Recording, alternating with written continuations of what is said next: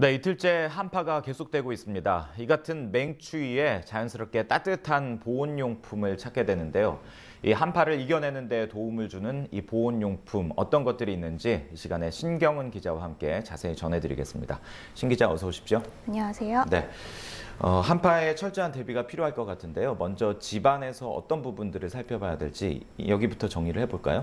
네, 우선 실내 온도가 지속적으로 따뜻하게 유지될 수 있도록 관리하는 게 무엇보다 중요할 텐데요. 네. 특히 취약한 곳이 창문과 현관입니다. 이것을 통한 열 손실량이 집 전체의 40%라고 합니다.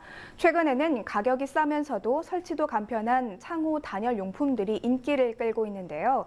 흔히 뽁뽁이라고 불리죠. 이 깨지기 쉬운 물품을 포장할 때 사용하는 에어캡과 방풍 비닐, 또 문풍지를 직접 붙여서 열 손실을 줄이려고 노력하는 사람들이 늘어나고 있습니다. 예, 그 마트에서 판매하는 여러 가지 단열 용품이나 제품을 볼 때 많은 분들이 그렇게 생각하실 것 같습니다.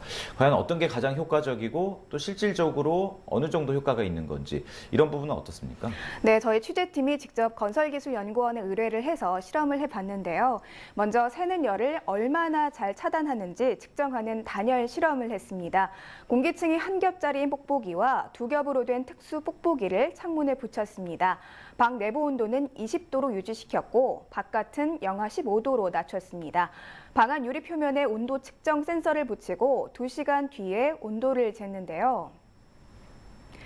네, 아무것도 붙이지 않은 곳의 온도는 13도.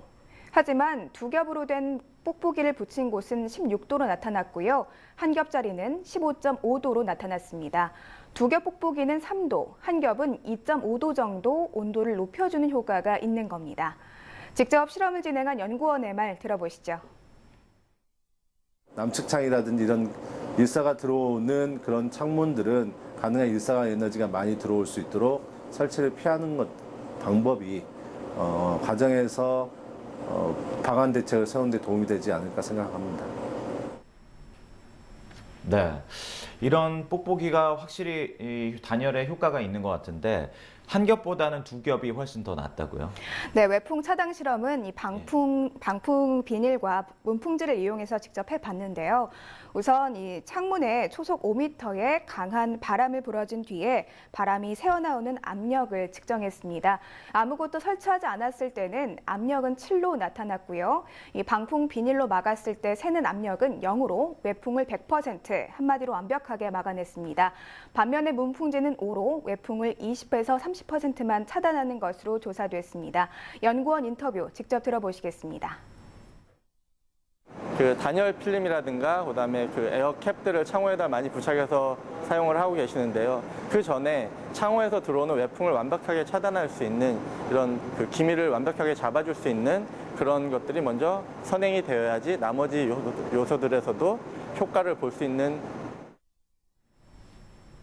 네, 이 실험 결과를 쭉 보니까 그 이중 뽁뽁이 두 겹으로 붙이고 여기에 방풍 비닐까지 함께 한다면 더 좋은 조합이 되지 않을까 생각하는데 어떻습니까?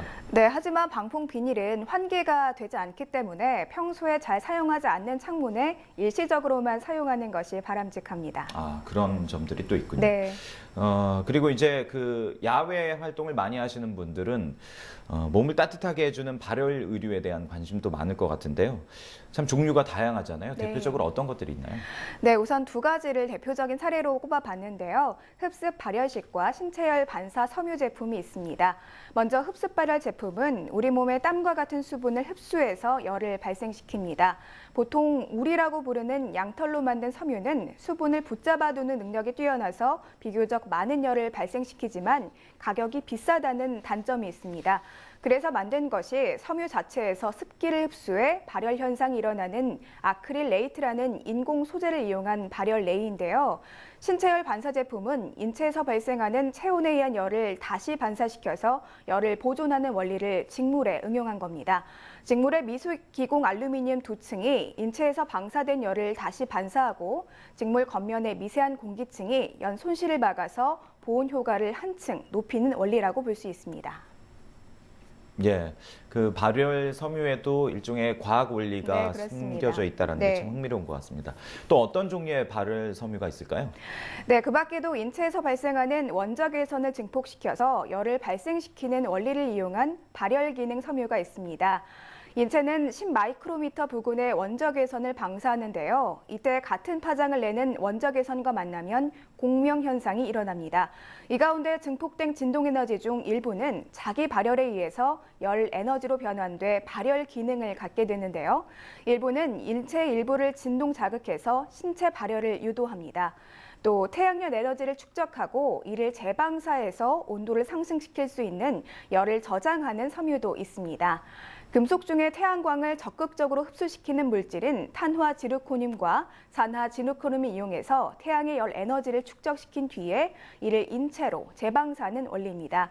흔히 고추에서 매운맛을 내는 캡사이신 성분이 피부와의 마찰에 반응해 발열하는 의뢰도 있습니다. 또 섬유의 내피를 바늘로 긁어 털을 일게 한 기모각용 섬유와 충전재 사이에 복합 공기층을 만들거나 닫힌 구조로 공기의 손실을 막아 보온성을 높이는 의뢰도 있고요.